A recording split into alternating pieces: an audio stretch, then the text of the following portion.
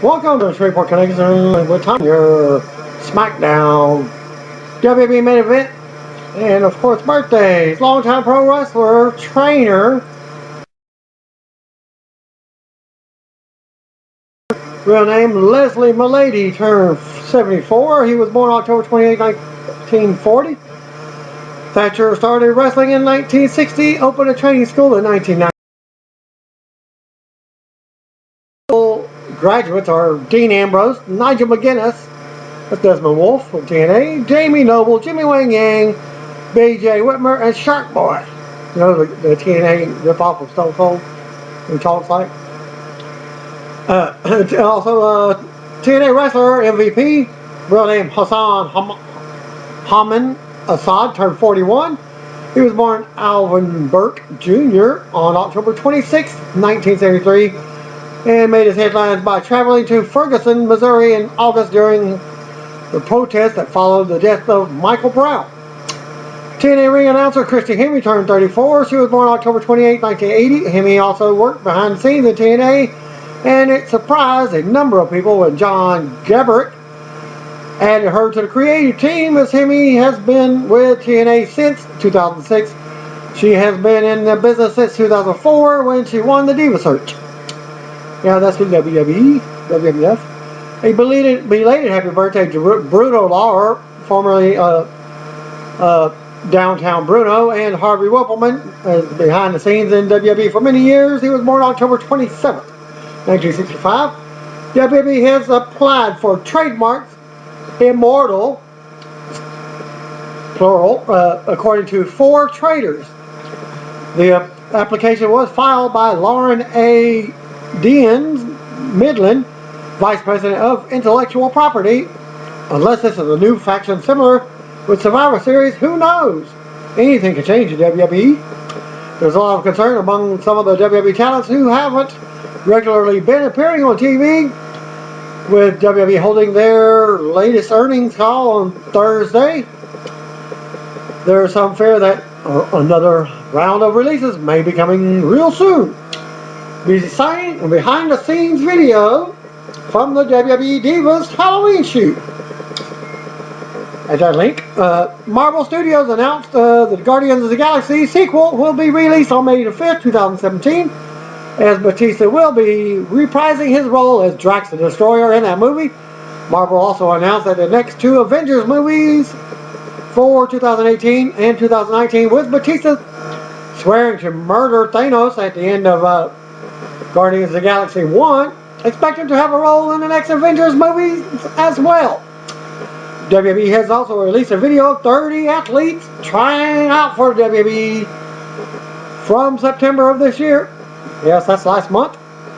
And you can see the videos on their YouTube account, and from the link.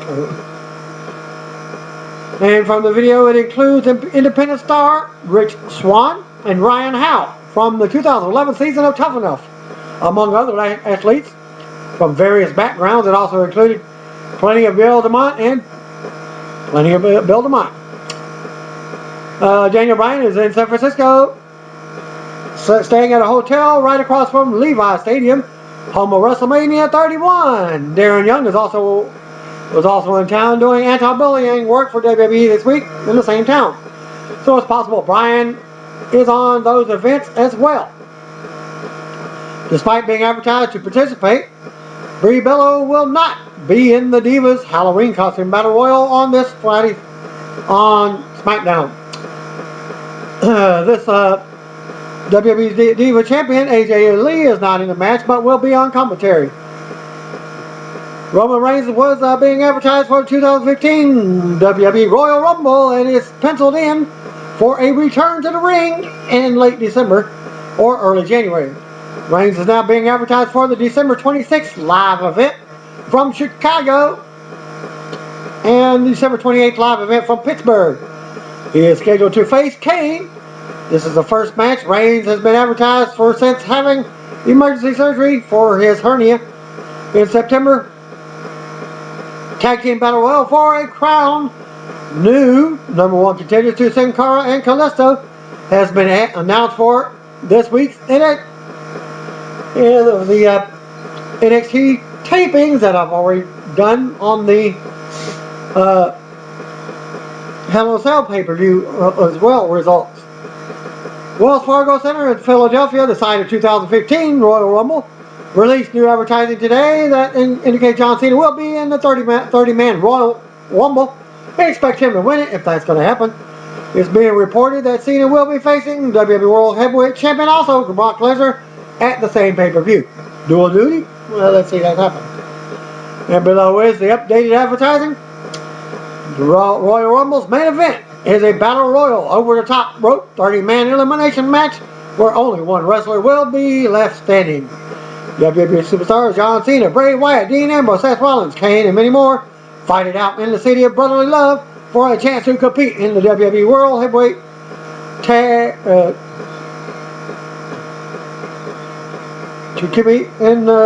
World Heavyweight Championship match at WrestleMania 31. John Cena is the face of WWE and one of the most decorated wrestlers in history. He has 15 reigns at the current time and world champion, and the two-time Rumble winner is looking to become just the second superstar in history to win the Rumble 3 times. The 12-year veteran also has won the United States Championship, World Tag Team Championship, and WWE Tag Team Championship as well. WWE Intercontinental Champion Dolph Ziggler recently spoke with the Sun to promote video game of WWE 2K15 that came out last Monday night at midnight. Ziggler commented on the possibility of Sting versus Undertaker at WrestleMania 31, and he says, quote, Sting can call out whoever he wants. He's a legend in his business, of course. Legends can call out whoever they want and do it as they please, but can't just show up and get handed matches. Ziggler also continued, I'm all for Sting being involved in a possible way, or any possible way, even though I'm sure it will take away from some other young upcomers' time. The rare occasion of seeing someone like Sting, who's never been in a WWE ring, just to see him do something would be great for the fans, and that's what it's all about. Unquote. NXT star Mojo Rawley had to have shoulder surgery a few weeks back and now recovering at home in Virginia last week, and noted that he's coming back with a rage, #rage soon. Mojo also said he was going back to his roots and his foundation. Undertaker is now working as an advisor role in WWE Developmental and would be going to the Performance Center to offer advice on a limited basis. Taker will be able to pick and choose the dates that he works, and it won't be anything like a regular role. The idea is for him to come in, give the NXT talents pointers, and really drive the WWE etiquette into the developmental talents. The idea is that Taker works with WWE's up-and-coming talent so they know what is to be expected of them when they reach the main roster. Divas champion AJ Lee spoke with Marvel.com before Sunday's Hell in a Cell pay-per-view. And here are some of the highlights of that. Marvel.com asked her, have you seen Guardians of the Galaxy yet? AJ says, I did. It was so funny because I think that people always expect the big blockbuster to be a household name and something that they're familiar with, and then you have Guardians of the Galaxy come out. It's the best one so far. It's my favorite Marvel movie. I love those stories when it's something you wouldn't expect. And it's these characters who aren't your drink your milk superheroes, they're little weirdos, and I love that. Marvel then asked her about the rivalry with Paige. It has been going on for better than 6 months now. Besides obviously retaining the title, what would the dream scenario be for how this ends? And AJ comments, I don't know. I think the fact that there's 2 women who aren't necessarily your standard diva beauties, that aren't your standard diva, to have these 2 women who are very different in myself and Paige is something for long, and people are invested for the entire time and want to see it keep going. Says a lot about how divas evolved and how fans have evolved and what they hold important and what they want to see. They just want to see matches and good wrestling and entertaining characters, and I think that's revolutionary and that's really cool to be a part of. My dream scenario was for this to go on as long as it possibly could, and I think it's been like 4 or 5 months now. I kind of want to see it keep going in some way. Then I want the story to continue to get creepy and weird. I just enjoy having those matches with her. Next question Marvel had for her. You use the Black Widow as a finishing move. What other Marvel characters would you want to borrow moves from? And AJ said, gosh, I don't know. The perfect thing about Black Widow is definitely kind of a little joke. A shout out to Marvel. I think I said at one time on commentary to pop my buddies over there, and then it got such a good reaction with the fans that it was like, okay, we got to keep this going. Keep it part of the repertoire, and we had the spider webs. It just worked out really well, but I don't know. I do have a very special love right now for Kate Bishop and my pizza dog. If I could somehow get a pizza dog with me on the way to the ring, it'd be pretty. I would be pretty psyched. Before Tuesday's WWE Smackdown tapings in Houston, Big Show had fans starting orgasm yes chant for a video that would be sent to Daniel Bryan. The show told the fans that Bryan likely needed another surgery. This segment was not taped to air on SmackDown, so it appeared that the video was not done just to cheer Bryan up. It's also possible that they will air it at a later date. Regarding Bryan's status, a WWE source says that there is no timetable for his return and no guarantee that he will be able to return. Officially, WWE has been very quiet on the Bryan situation publicly, but wrestlers have been talking about Bryan needing major elbow surgery. There was talk of Bryan needing Tommy John surgery, which has a long recovery time, but it's not known if that is the surgery that Big Show was referring to. Earlier this week, via the Wrestling Observer newsletter, that Roman Reigns' interview on Monday's Raw was 100% scripted by the WWE writers. The segment has received a lot of criticism from fans online and people within WWE, especially Vince McMahon. Triple H reportedly wanted Roman Reigns to come off as a badass babyface, but that didn't have a care in the world during the interview. But many within WWE pointed to the fact that Reigns was not that kind of guy. The reason for the segment coming off as a force was because Reigns was not comfortable playing that role. As you can imagine, Vince McMahon was reportedly fuming over the interview, which is interesting because he didn't go out of his way to watch the taped interview before it aired. For what it's worth, Roman Reigns has been advertised for November 24th, Raw in Indianapolis, but has been pulled. Also noted, Reigns is still being advertised for the live events in late December, and she'll be back for those shows. New announcer Kyle Edwards, name of Ardo Cal, is now working for WWE Experience, one of WWE's international recap shows. The show was previously hosted by either Scott Stanford or Renee Young.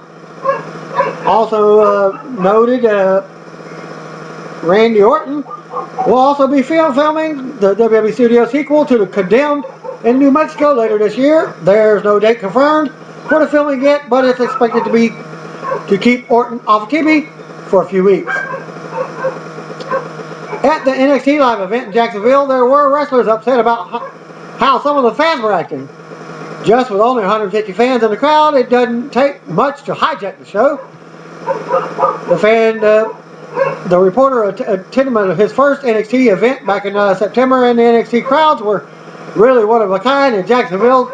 Some fans took over the crowd with what they were described as constant attention-seeking chants. It upset the wrestlers enough that some went on Twitter to complain about. Regarding the babyface turn with Randy Orton that has been playing out on WWE TV lately, officials are ready to pull the trigger and go all in for a feud against Seth Rollins, but they are waiting on Orton to make more of a commitment to working more dates. Because of his filming, Orton's push on Raw from Monday night could be a sign that he's agreed to more dates. Officials have been trying to get Orton to work a new deal where he regularly works Tuesday night taping so he can be on SmackDown every week. WWE wants to make Orton the number 2 babyface, but it's hard to give him that without him being on a SmackDown regular. 2 likely title matches for Survivor Series pay-per-view are Nikki Bella versus AJ Lee for the Divas title and Rusev versus Sheamus for the US title. Dark match before main event tapings and used to saw Tyson Kidd defeat Adam Rose with the Rosebuds. Dark match after the main event saw Kofi Kingston defeat Curtis Axel before Smackdown tapings. And we go to the ring for the Miz Out TV with The Miz and Damien Sandow. Miz shows us a clip from Raw where the Usos used Twin Magic to win. He says he was robbed. Miz then called out the Usos and asked why they cheated. No word on what happened to Mark Henry as the guest. Usos said that they didn't steal anything. They're just bet the better team. Miz demanded a sequel right now on the main event. Miz says that this one will have a better ending and calls for a referee. Usos have been mocking Miz the whole time. The referee comes down and we've got a match after the commercial. Back from the break and out when the match is in progress. Miz and Sandow take early control. Fans boo Miz and cheer Sandow. When the Miz seizes the tag, Sandow came in, but Miz takes himself right back in and the fans boo. Usos got a big hip toss. Usos made a tag and came off the top with some double teaming. Miz then turned back around and worked over an Uso, but fans were backing Sandow. Uso countered with a suplex. Miz went to tag Sandow, but went back to working Uso over. Uso finally got the hot tag, and sent Miz to the floor. Sandow laid beside him. Uso then ran the ropes, and Miz moved, putting Sandow in the way. We go to commercial with Miz in control of the match.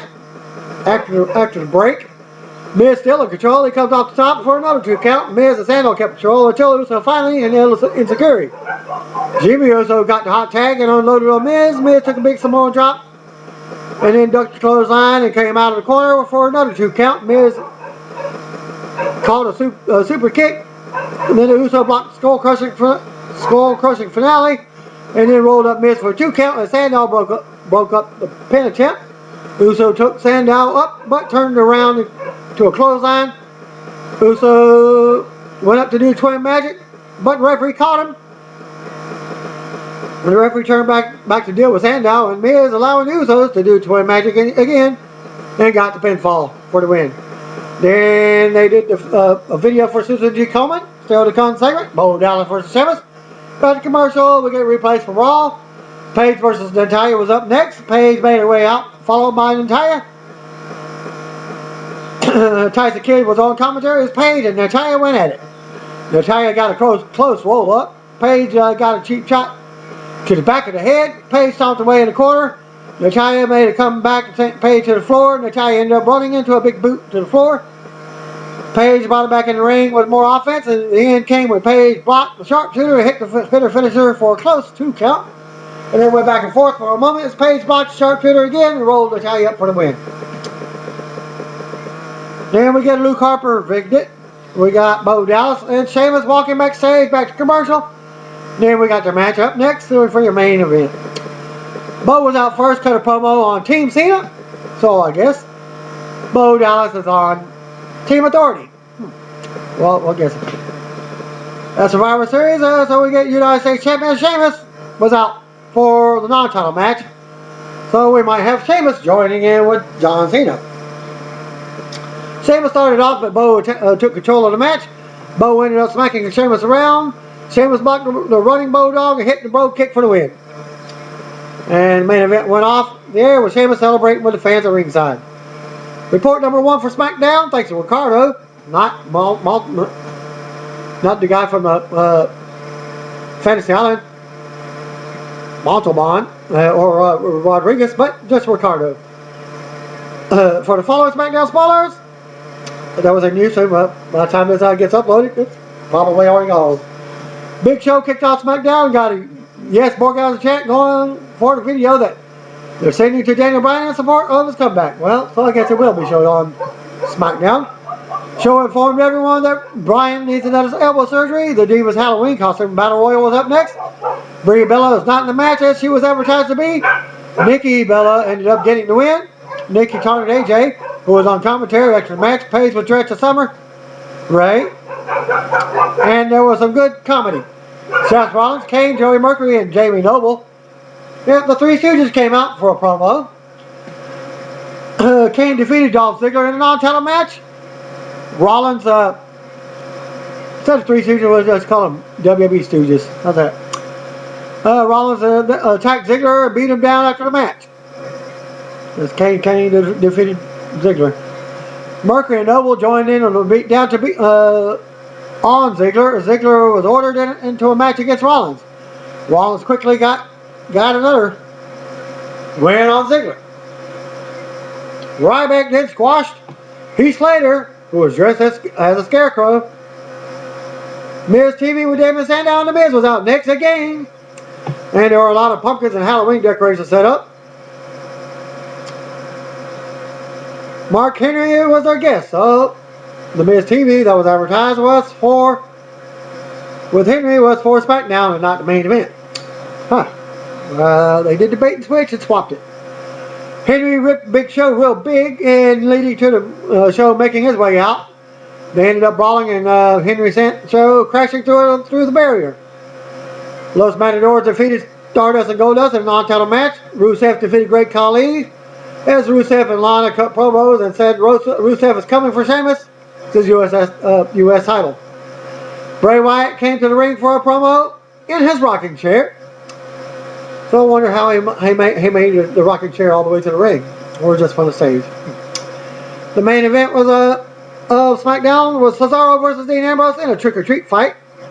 There were pumpkins and other decorations all around the ring. Ambrose was great in his match and put pumpkins over Cesaro's head. Ambrose got the win, which was said to be a very fun match.